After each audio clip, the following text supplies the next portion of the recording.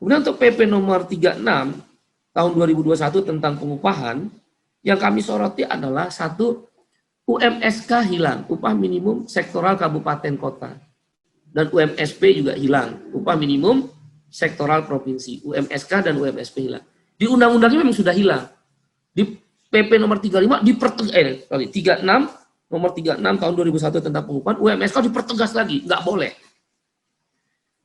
Dengan hilangnya UMSK, maka akan terjadi unfairness salary.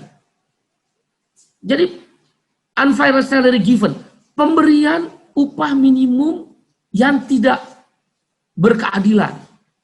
Bagaimana mungkin pabrik mobil, pabrik pabrik katakanlah pertambangan besar, pabrik mobil Mitsubishi, pabrik motor Yamaha, pabrik mobil Toyota, Panasonic, katakan lagi mungkin Toshiba kalau masih ada di sini yang distributornya, Bank Standard Charter, Bank Mandiri, Bank BNI, media-media raksasa, media besar, kemudian juga Freeport. Masa sama upahnya minimumnya dengan pabrik sendal jepit, pabrik kerupuk? Unfairness dong, nggak bisa sama rata sama rasa. Maka konvensi ILO nomor 131 tentang upah minimum, kalau saya nggak salah 131 atau 133 ya, tolong dikoreksi aja, saya lupa. Konvensi ILO membolehkan tidak sama rata sama rasa. Sektor industri capital intensif boleh nilai upah minimumnya lebih dari labor intensif, padat karya. Jadi padat modal, penentuan upah minimumnya lebih besar dari padat karya. Itu satu yang kita tolak. Kenapa PP 36 itu kita tolak. Yang kedua UMK, upah minimum kabupaten kota. Di PP nomor 36 ditegaskan UMP. Kalau UMP yang diberlakukan tanpa memberlakukan UMK, itu memiskinkan buruh dan orang-orang yang masuk dalam pasar kerja secara struktural dan kembali pada kebijakan upah murah. Karena bahasa di PP nomor 36, UMK itu dapat ditetapkan oleh gubernur. Jadi kata dapat itu bisa ada UMK, bisa tidak ada UMK.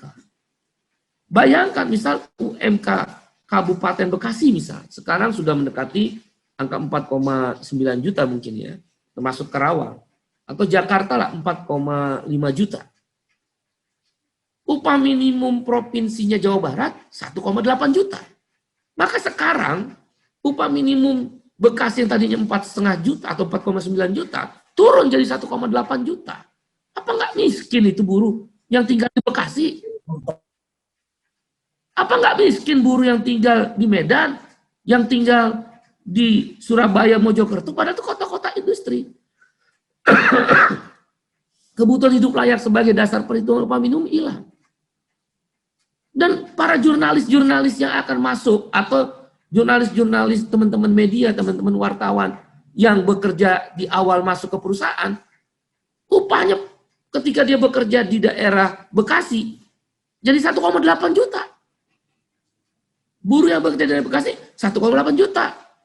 Pegawai bank yang bekerja di Bekasi 1,8 juta. Kira-kira bisa hidup nggak ya? Nah itu kita tolak. Apalagi kemudian agak aneh di PP nomor 36 tentang pengupahan ini yang mengatakan ada syarat tertentu untuk UMK. Di antaranya yaitu tentang pariti daya beli. Kemampuan daya beli masyarakat. Yang kedua, seberapa besar terjadi penyerapan lapangan kerja. Yang ketiga, median upah. Halo, apakah Dewan Pengupahan ini semua profesor-profesor doktor? Dewan Pengupahan itu buruh-buruh khususnya yang pendidikannya tidak khusus tentang ekonomi, bukan profesor doktor. Apa sih? Bagaimana kita menentukan bahwa pariti daya beli itu bisa mempengaruhi tingkat upah? Gimana ukurannya? Ada nggak ukuran purchasing power parity P3 itu?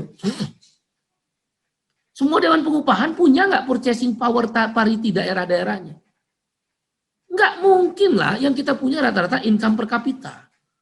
Tapi kan income per kapita itu, pendapatan per kapita penduduk, tidak mencerminkan rasa keadilan. Katakan misal Indonesia 4.000 US dollar per tahun. kalikan Rp14.000 berarti 56 juta. Kira-kira ya, ini kira-kira ya.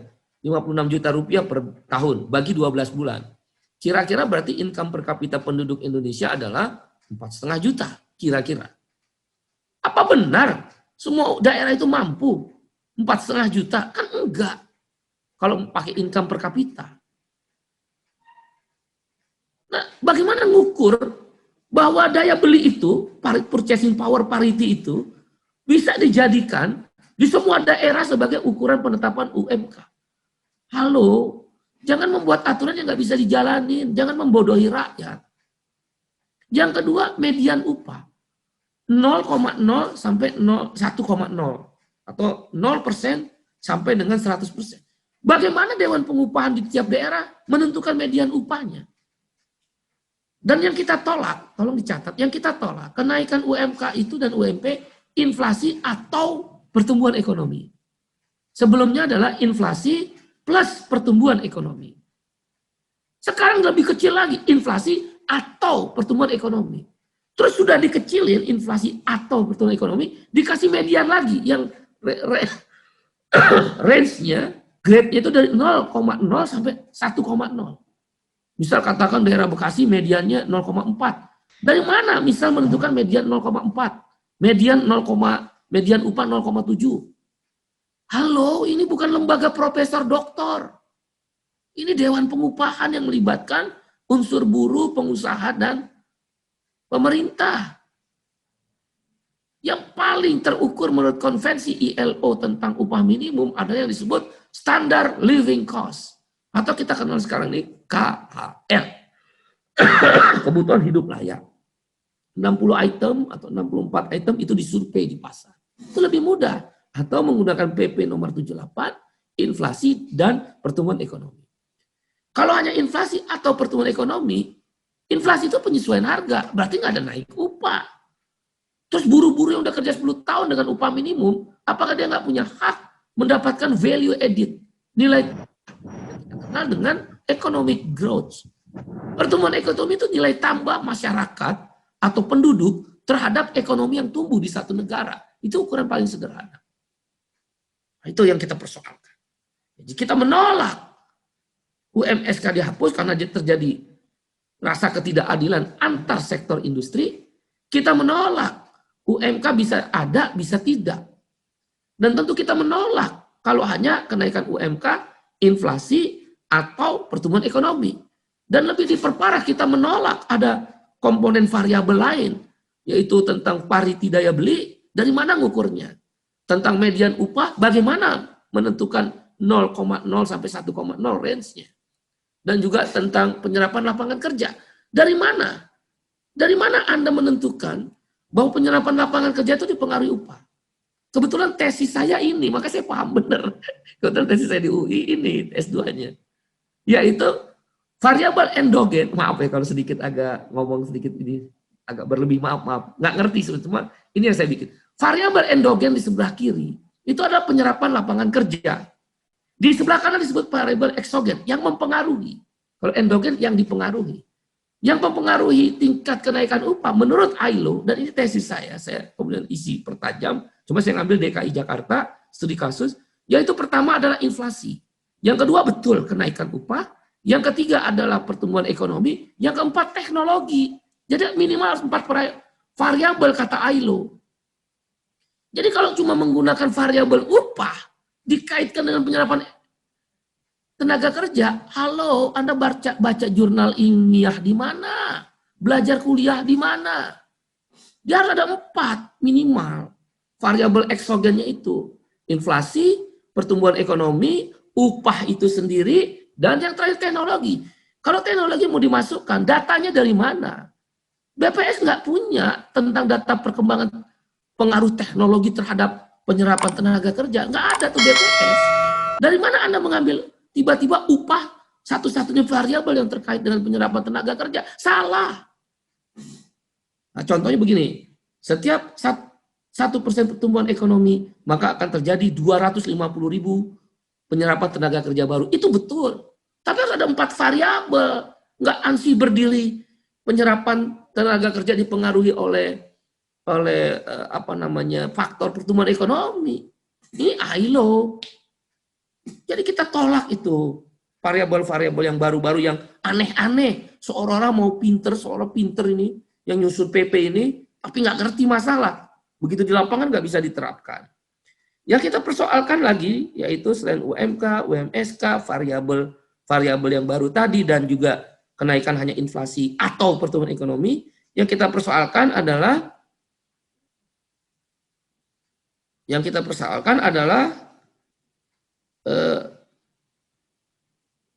upah per jam. Pertanyaan kita di PP nomor 36 tentang pengupahan ini, bagaimana cara menghitung upah per jam? Kalau di negara-negara maju, nggak usah jauh-jauh lah, Malaysia, Singapura sebagai pesaing kita, upah per jamnya jelas. Kalau orang menerima upah per jam, dalam 1 bulan dia bisa hidup layak. Nah di Indonesia, maka disebut upah minimum per jam. Seperti misal saya di Singapura, saya lupa ya, kalau nggak salah udah naik dari 1.500 ringgit per jam menjadi 2.000 ringgit per jam, tolong diperiksa. 2 tahun yang lalu atau 3 tahun yang lalu 1.500 ringgit per jam di Singapura. Di Malaysia. Di Jepang itu 250.000 yen upah minimumnya. Per jamnya nanti tinggal dibagi aja. Nah sekarang kita bagaimana menentukan upah per jam? Oke, mari kita hitung misal kita katakan upah per jam adalah upah minimum per jam. Katakan ambil DKI 4,5 juta rupiah per bulan. Bagi 30 hari kan, berarti sehari 150.000 rupiah upah per hari. Orang bekerja 8 jam dalam aturan undang-undang kita kan, berarti 150.000 bagi 8 jam. Sekitar berapa? 20.000, 160. Ya, katakanlah hampir 18.000 lah, ya, 18.000 rupiah per jam. Nah, sekarang kalau orang sehari kerja 8 jam, 4 atau 5 jam, sehari 5 jam, 18.000 rupiah upah per jamnya yang minimum kali 5 jam berarti 90.000 ya, 90.000 rupiah per hari. Katakan dia kerja dikasih 4 hari. 90.000 kali 4 hari 360.000. 360.000 per minggu. Kalikan 4 minggu, katakan berarti 1.440.000 rupiah per bulan. Kira-kira hidup di Jakarta bisa nggak ya? 1.440.000 rupiah per bulan. Di mana dia dikasih 1 hari hanya 5 jam, dalam seminggu dikasih hanya 4 hari, kemudian sebulan maka dia akan dapat upah 1,44 juta. Padahal upah minimum di Jakarta saya menggunakan tadi 4,5 juta. Berarti dengan upah per jam, buruh pendapatannya turun menjadi sekitar 70% turunnya. Masuk akal nggak kira-kira?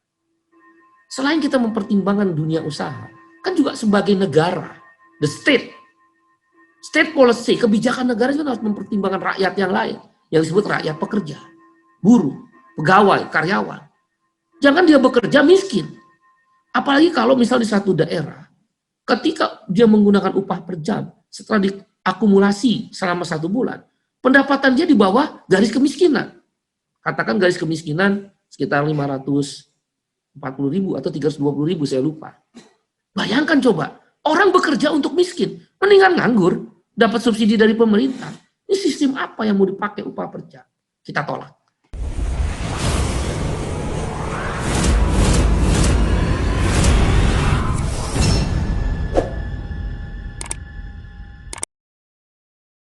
Demikian kabar buruh hari ini. Mohon like, subscribe, komen, dan share-nya ya teman-teman, agar suara buruh didengar seantero negeri ini. TV-nya buruh, TV-nya kaum buruh.